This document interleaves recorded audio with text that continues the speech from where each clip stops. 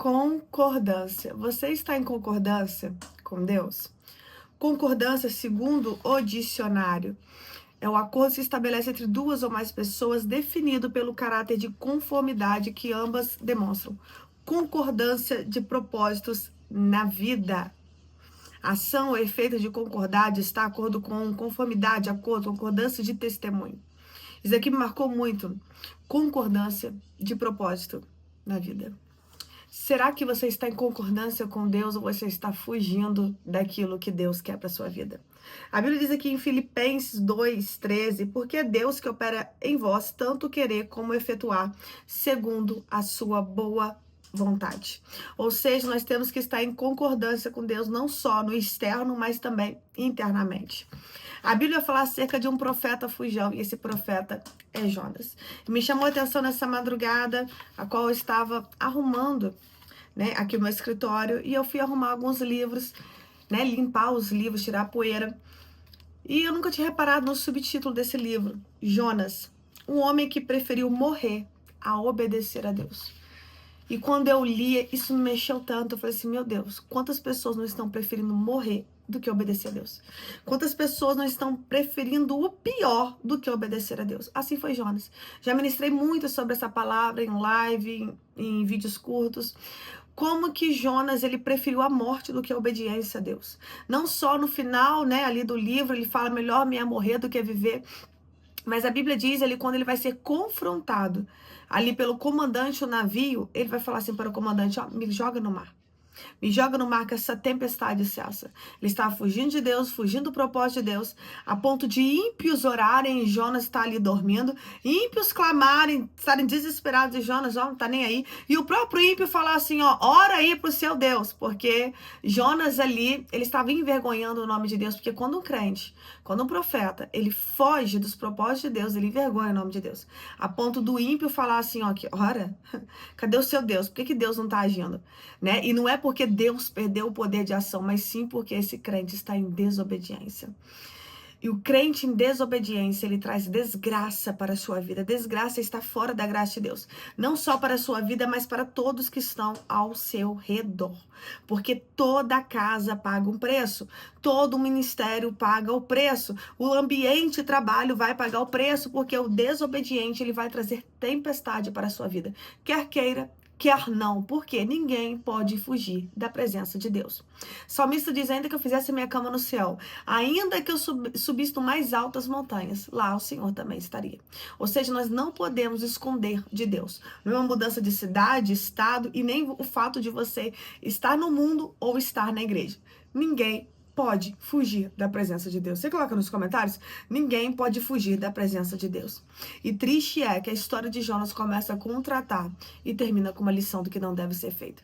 Triste é que Jonas, mesmo obedecendo, porque chega uma hora que ele não tem escolha, ele vai para o ventre do peixe, ele faz um voto, porque ele fala na oração, né? O voto que eu fiz, eu cumprirei. Ou seja, ele vai para Nínive, ele obedece a Deus, mas no final de tudo ele está pedindo a morte do mesmo jeito. E o pedir a morte ali de Jonas não é, ai Deus, não estou aguentando a pressão, assim como Elias. Ai Deus, não estou aguentando a perseguição. Não, a situação de Elias foi completamente diferente. Ali a situação de Jonas não querer viver, Jonas não entrar em concordância com aquilo que Deus disse. É não estar no mesmo propósito de vida. Enquanto Deus estava dando vida para os ninivitas, Deus estava dando uma oportunidade de arrependimento, Jonas estava querendo morrer. Jonas não estava suportando aquela situação. Por quê? Ele foi obedecer a Deus, não por boa vontade, mas sim por um tratar. E no final de tudo, ainda aquilo que ele não queria foi feito, e pelo fato de não estar em concordância interna, mas somente está operando o efetuar e não querer, ele termina ali o livro desgostoso.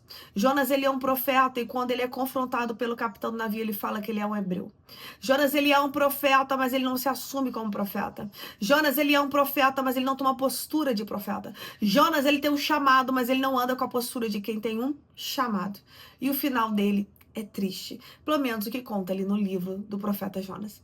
Eu estou aqui para te dizer que você tem uma escolha nas tuas mãos hoje. De ter um final próspero, alegre, de ter dias alegres na presença do Senhor ou dias terríveis. Porque não adianta você obedecer a Deus por um tratar, não adianta você obedecer a Deus no fio da espada, simplesmente para sair de uma aprovação, simplesmente para sair de uma situação difícil, mas não está de boa vontade. É por isso que a Bíblia diz aqui em Filipenses 2:13, porque é Deus que opera em vós tanto querer como efetuar. Fazei todas as coisas sem murmuração e sem contendas. Olha isso. Para que sejais irrepreensíveis, sinceros, filhos de Deus, inculpáveis, no meio de uma geração corrompida e perversa, entre a qual resplandeceis como astros no mundo, retendo a palavra da vida, para que no dia de Cristo possa gloriar-me de não ter corrido nem trabalhado em vão. Ou seja, aqui Paulo falando, né, para os filipenses. Falou assim, seja o exemplo. Não faça por contenda, não faça como murmuração, não faça desse jeito. A Bíblia diz assim que maldito é aquele que faz obra relaxadamente, que retém a tua espada do sangue.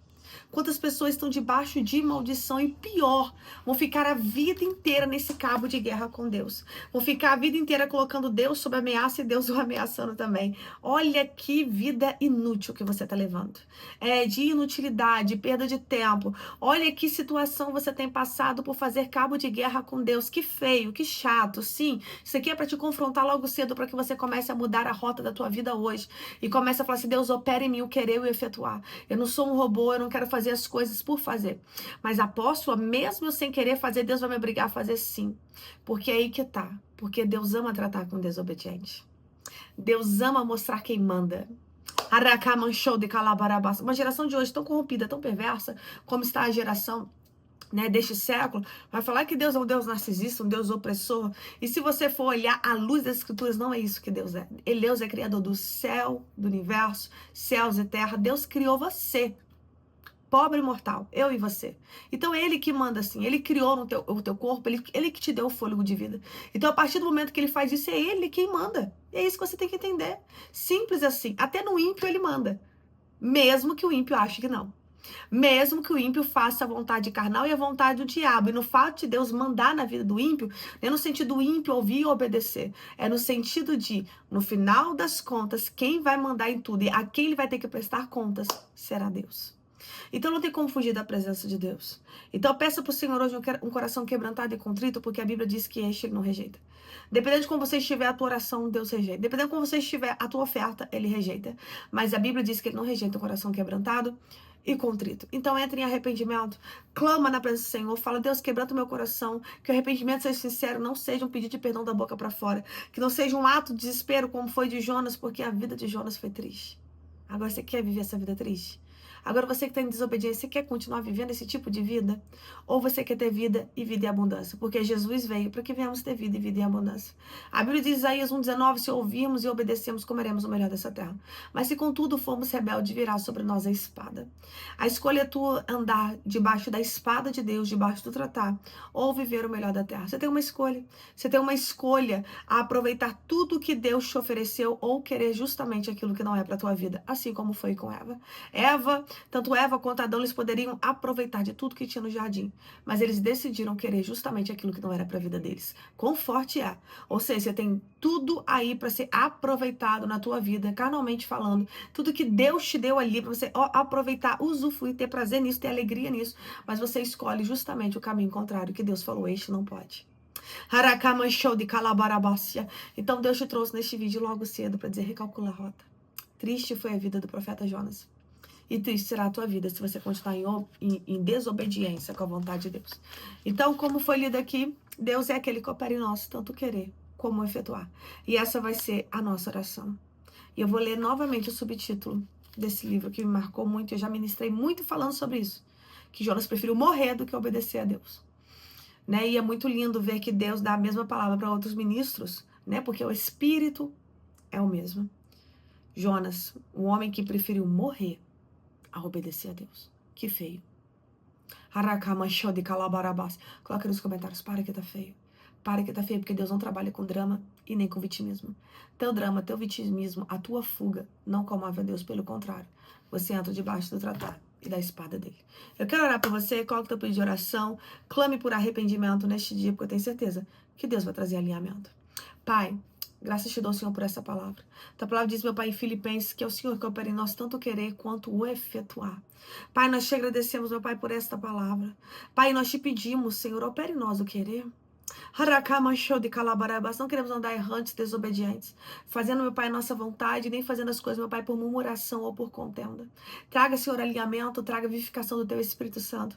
Traga, meu Pai, mudança de mentalidade. Traga, Senhor, quebrantamento genuíno para que Teu nome seja glorificado. Assim eu oro, meu Pai, crendo que o Senhor é aquele que alinha céus e terra. Assim, meu Pai, eu oro, crendo, meu Pai, te pedindo, meu Pai, que nos coloque, meu Pai, em concordância com o Senhor. Não é o Senhor que tem que concordar conosco, é o contrário. Nós é que temos que concordar com o Senhor, porque a Tua vontade é boa, perfeita e agradável. Pai, assim eu oro, em nome de Jesus. Amém? Para, que tá feio. Drama, vitimismo, não comove a Deus. Mas sim, quando você entra em obediência e submissão à vontade dEle. A Bíblia diz que o próprio Jesus fala, se estivermos ligados nele, se estivermos nele, e ele em nós, tudo que pedimos ao Pai, ele fará. Então, comece a entender que tem coisa que Deus não está respondendo, Ele não está agindo. É porque você não está ligado. Você não está em concordância, você não está nele. Jesus, ele fala, aquele que me ama, me obedece. Então, não honre o Senhor somente com os lábios, mas tenha uma vida de entrega. Que Deus te abençoe e tenha um excelente dia na presença de Deus. Creia, está tudo cooperando para o bem daqueles que amam a Deus e daqueles que foram chamados segundo o seu propósito. Por mais que você não entenda, é melhor obedecer do que continuar sacrificando e pagando preço. Fique na paz do Senhor Jesus!